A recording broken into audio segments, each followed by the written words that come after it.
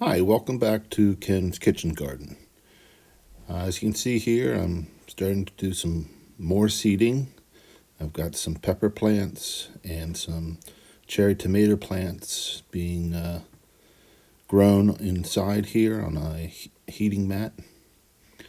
And take a few days to get them to start to germinate.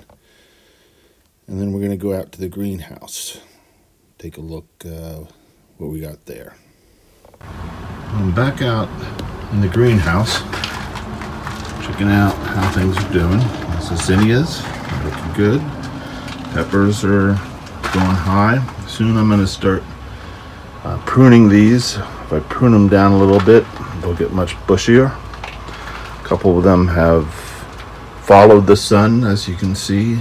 I may have to bury them, transplant them, and then bury them a little bit so they'll grow straight up. I'll cover that a little later. You see, these are some cayenne and some other sweet peppers.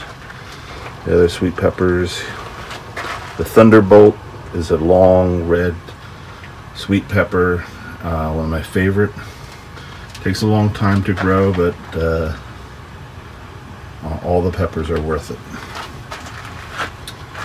Some more zinnia. Looks like half of them came through. I'll probably have to come back and reseed some of those pods. The loofah is doing well.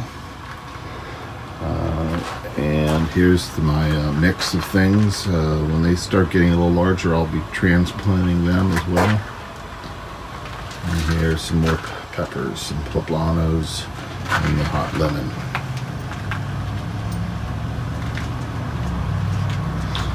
You notice you can see cinnamon. If you're in the greenhouse, you can smell it. So often on moist situations like the greenhouse here, this algae can grow right on top of the soil. The algae is not going to hurt it too much, but it will take away nutrients. So one of the ways you can deal with that is just sprinkle some cinnamon, which is a natural deterrent for algae, and that helps control it. And it makes your greenhouse, so your garden will smell nice.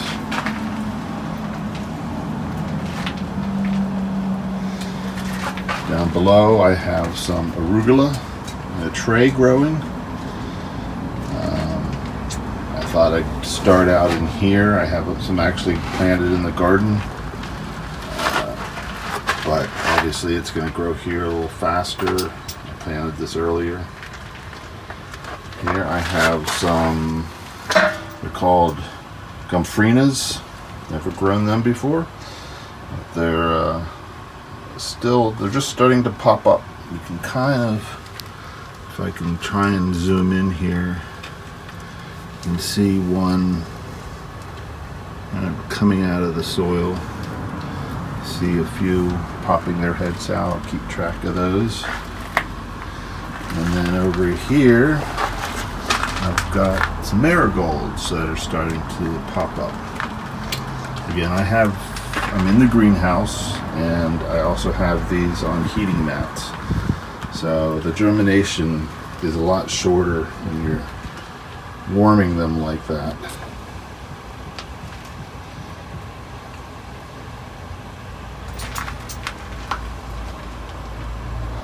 Today I'm going to take advantage of a rainy day and do some work in the greenhouse.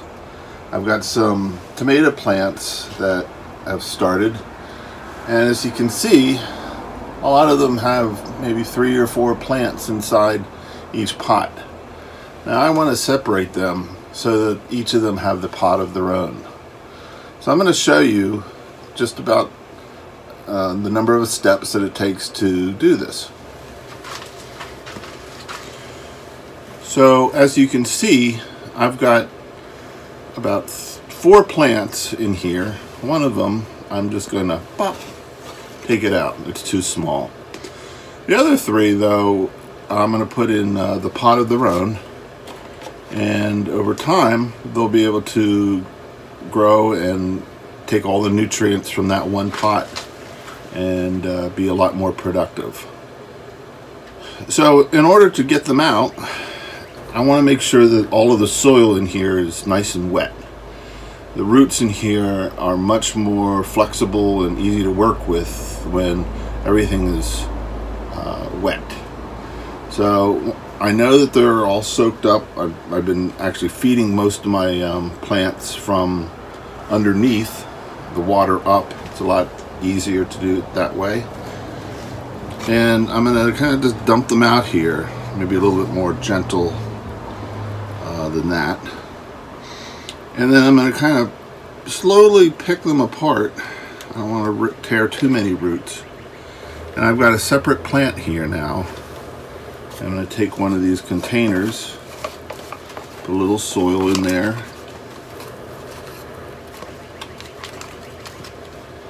I'm going to put it in here, try to be gentle.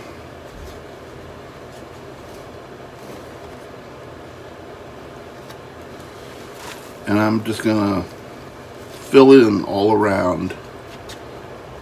And the nice thing about tomato plants is the stem can get buried. In fact, it's actually best if you bury it up to close to where the first set of leaves are. Roots will grow from the stem, and it'll make it a much more secure plant, and also be able to receive a lot of the nutrients in the soil better.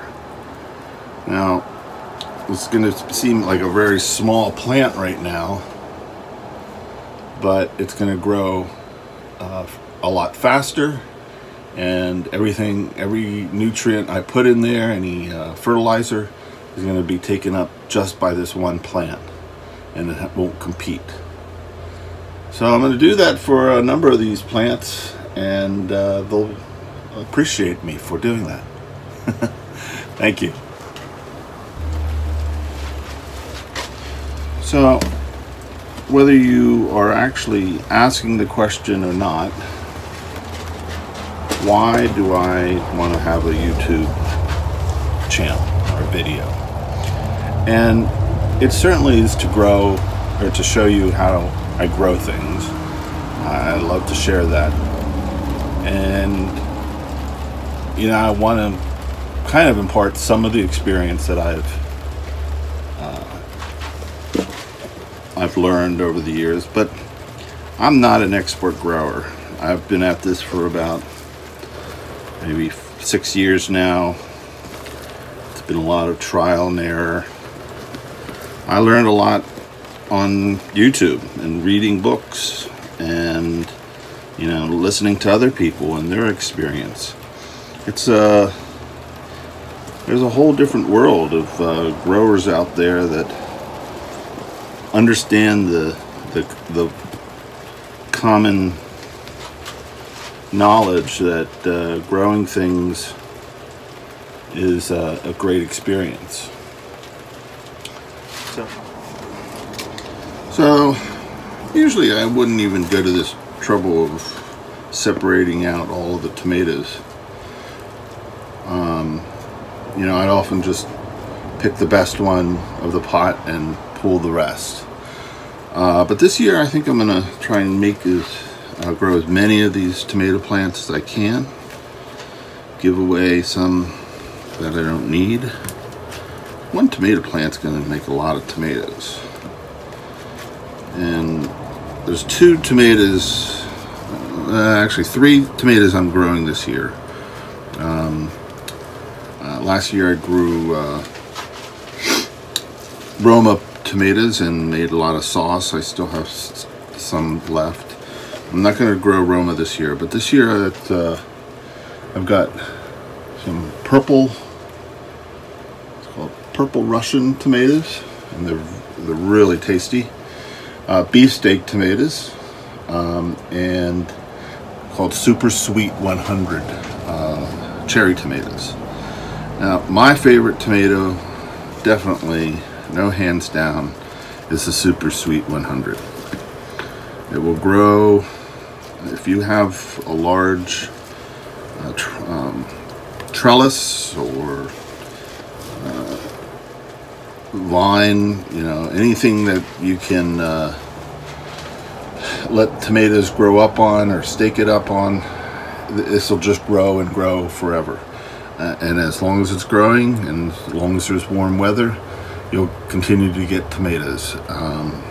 I usually just go out to the garden and chomp them like they're grapes. I think it's one of the best parts of the summer.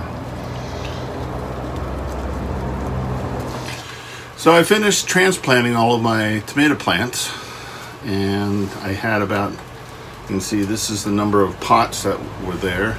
Now I have 3 of these large trays, and each of the trays have about 15 pots in them. They each have their own plant, and you know, there could be some that don't survive, maybe all of them, but I wanted to get them separated.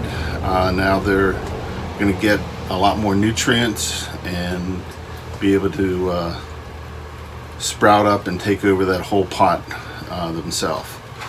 The other thing I wanted to point out is some of these pots I have are biodegradable. They're cow pots made out of pressed manure and maybe some fiber. I got them last year and wanted to use them up. I thought they work fairly well. If they get too wet, they start breaking up. Sometimes I'll have to put them into another pot, and sometimes the roots don't go all the way through, and so you have to cut it with scissors before you plant it. So I'm not too sure I'm gonna get those again, but I like the idea of having it be biodegradable. There's other kinds out on the market, so you know, some of those may work a lot better than these did. So anyhow, that's my tomato transplanting today. I actually did my peppers yesterday, and so they each have their own pot, and I'm in pretty good shape. Let's hope for some sunny days. Thanks.